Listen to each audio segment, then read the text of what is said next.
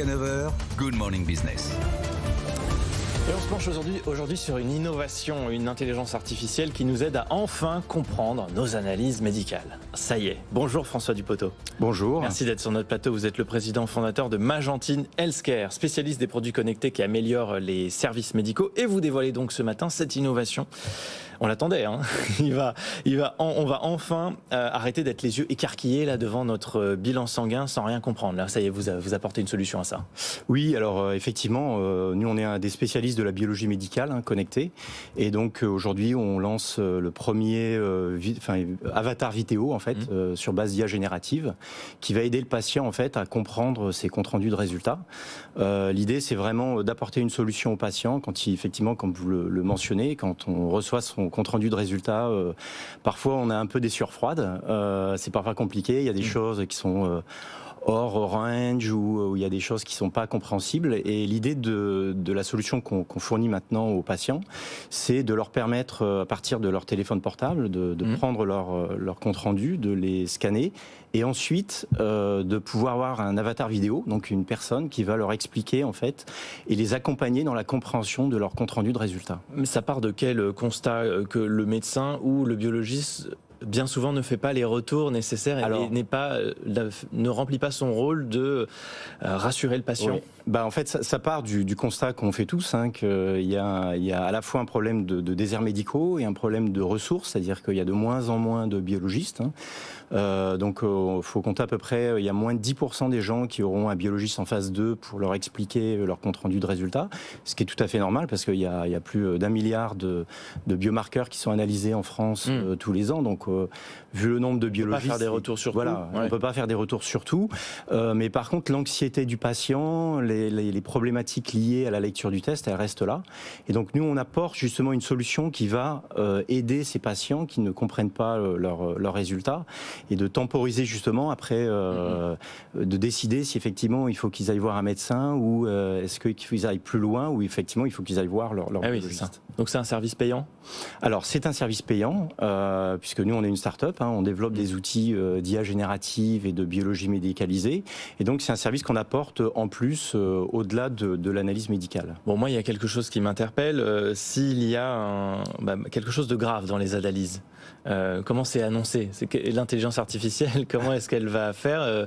Alors c'est une très bonne question. On est en fait nous une société de biologie, donc on est très standardisé. Vous savez que c'est très réglementé, la biologie médicalisée et le domaine du diagnostic. Donc on a vraiment cadré en fait l'IA et on la bride pour ne pas qu'elle donne des résultats qui pourraient être problématiques, notamment pour les problèmes d'oncologie, enfin des problèmes. Et donc si elle voit quelque chose qui est vraiment problématique, elle va tout de suite se référer au médecin. C'est-à-dire qu'on ne va pas vous annoncer que vous avez le cancer ou une pneumonie via l'IA, quoi. Elle va nous dire quoi? Eh bien, elle va nous expliquer qu'il y a certains biomarqueurs qui correspondent à certaines maladies, qu'elles sont hors range et qu'effectivement, il faut aller voir le médecin pour cela, quoi. D'accord. Si votre intelligence artificielle pose un diagnostic différent du médecin traitant, parce qu'on sait que souvent, les gens, ils arrivent chez le médecin en sachant déjà ce qu'il leur faut, parce qu'ils sont allés voir sur Internet. Mettons le diagnostic ou le traitement suggéré est différent.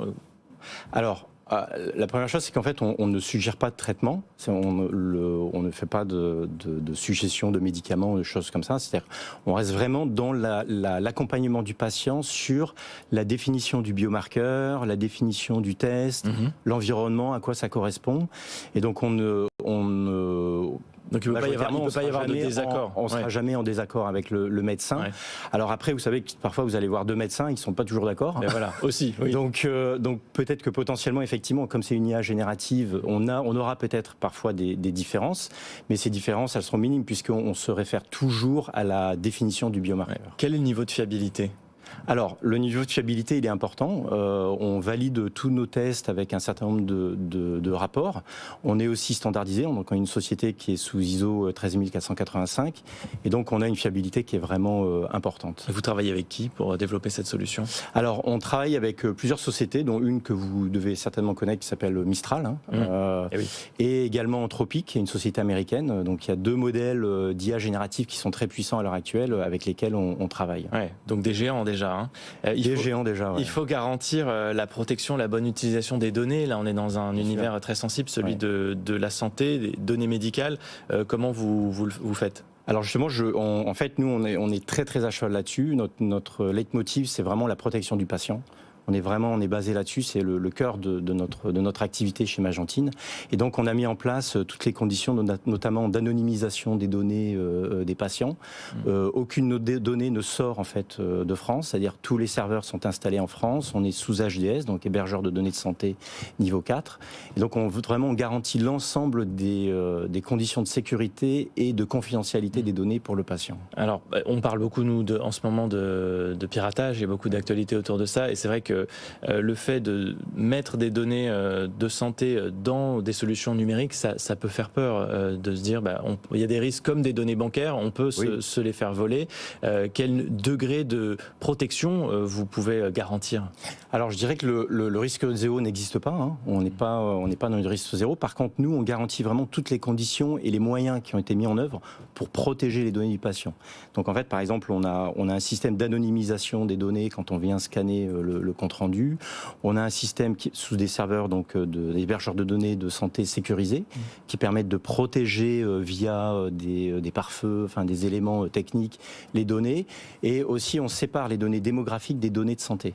Donc, ce qui fait qu'on on a essayé sur chaque secteur et chaque partie des données patients de sécuriser au maximum. Qu'on puisse pas recouper, quoi. Voilà, exactement. Dernière question, l'international, j'imagine que c'est quelque chose qui vous intéresse, mais la réglementation sur les questions de santé, elle est à chaque fois très stricte et très spécifique. C'est-à-dire qu'il faut à chaque fois recréer un cahier des charges, j'imagine, quand on va aller aux États-Unis. Alors, je dirais qu'il y a quand même une base. Qui est l'ISO, avec l'ISO 13485 et 27001, qui sont deux normes qu'on suit. Après, effectivement, un pays, une réglementation, c'est souvent le cas. Donc là, on s'adapte. On a une solution qui est très flexible. Donc on est, quand il y a des données un peu plus spécifiques, notamment il y a des pays où effectivement, comme la France, ou l'Europe d'ailleurs, mais en général, on doit héberger les données dans le pays. On fera exactement la même chose, notamment les États-Unis, qui est un marché très intéressant pour nous. Merci beaucoup, François Dupoteau. Okay, je vous remercie. Président fondateur de Magentine Healthcare, d'être venu nous parler donc de cette solution que vous dévoilez ce matin sur BFM Business.